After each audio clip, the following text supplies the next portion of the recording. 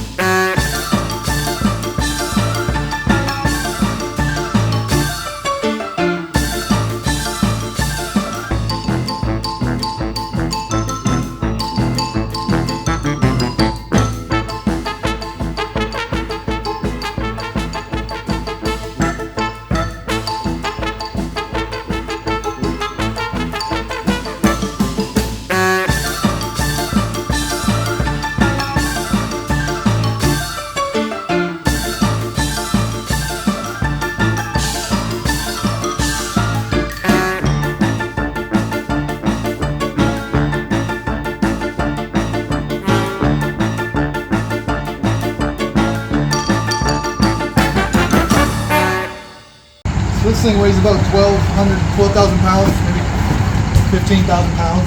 Me and Chris manhandled it out of the truck. One arm each. Well, Chris is holding the beer. If you come around here and have a look, you can see the view. It's pretty clean. It's from Mars, so they give you a radiator. I got a cheap intake down there. My gas pedal because it's fly-by-wire. They gutted the whole harness so that I don't have to do that, which if you're going to get someone to do that, it's like $1,000. And then it's pretty clean. Even got the fuel pump. So I'm pretty excited that I finally got it. Hopefully someone cared about this engine, you know? And that's it. I did it. Thank you, Chris, for the truck. No problem. Big old Jamaican muscles. Yes, man. Thank you, Elise, for the great idea of how to get it out of the truck. Is it You're recording welcome. even? Yeah, it's recording. Yeah, you're welcome. That was fun, and now I'm not allowed to play with it tomorrow, so I gotta wait till Sunday, and I'm going to get it running, because it should run on this pallet if you add fuel and power. So I'm gonna hook up a battery to it, stick the fuel pump in the gas can, and start this bitch up on the pallet. It's gonna be loud as fuck. It's gonna be pretty sweet. Sweet. Here, have some ear protection. Okay. My hair's all messed up. So, we got the jumper cables hooked up to a car, to the positive and negative terminal of this harness. We have to put gas into a secondary container. Unfortunately, probably not the safest thing to do. Yeah, is this following all safety protocols and guidelines and best practices? It's Gleason family safety protocols. Your dad would be like, oh no. I hope No. this works. I'm not going to start it for too long. I just want to make sure that it does start. Oh, fuck. I mean, that thing's not going to rock at all when you start it, will it? Yeah, probably. That's why I'm moving it back here. Look at this fuel suction thingy-majigger guy. Fucking the fuel all dirty.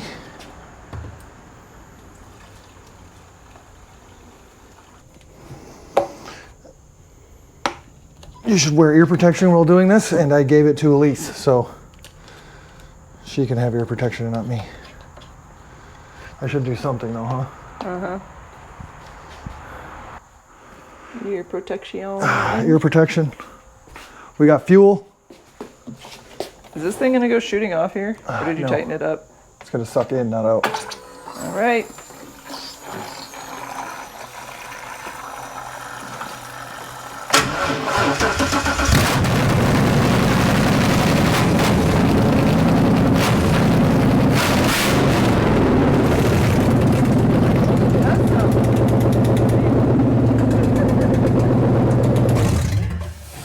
Yeah. Fist bump. Yeah. To infinity. And beyond. Beyond.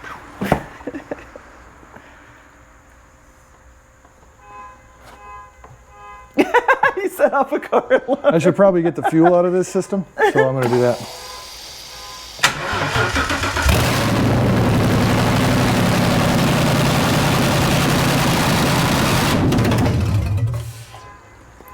Woo! Yeah. Hell yeah, bro. Literally knocked the dust off of it. It's like flying everywhere in the air. All right, so I ordered the engine back in October, told them to hold on to it. It was an engine out of a 2012 Ford Mustang with 67,000 miles or 64, something like that. And so I told them to hold on to it so they didn't take it out of the car. And in April, maybe May, I told them to, all right, ship the engine. And then, so they took it out of the car and the block was cracked.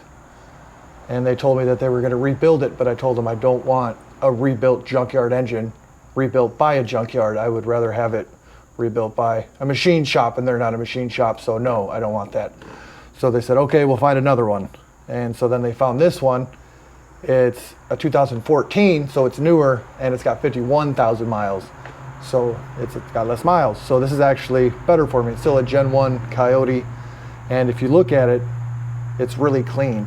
So I can just assume that whoever owned this engine with this car took care of it. And it's stock, which helps me hope that it wasn't beat up too much. So I think I got a pretty good deal here, and I'm really excited to get it in that truck. So stay tuned and you will see me install it, and peace out. Bye.